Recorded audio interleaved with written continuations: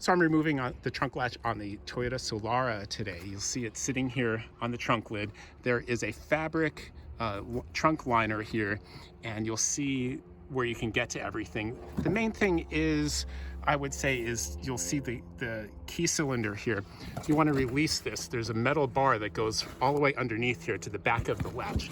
You've got to release that here first so that the latch will drop down and slide out. There's an electrical connector right here. It's just one pin, and you'll release the plastic clip on this side, which goes to the emergency release handle on this side. Two 10mm bolts, and the latch should just come out once we get those out. And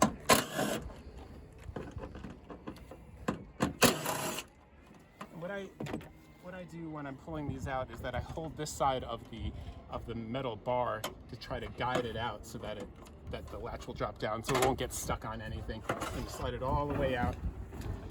And there it is. There's the metal bar.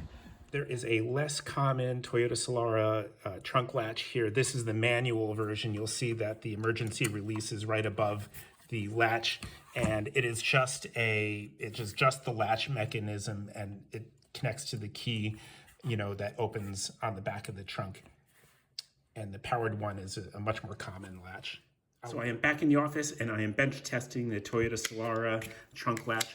I have a battery here and power. There's just a 1-pin connector here, so I'm using a power probe, and I will use the ground as the metal part of the latch, and then we're just going to put it on power. Fire it off. It's working correctly. I'll have an OEM part number in the description, as well as a link to eBay. We'll see you next time.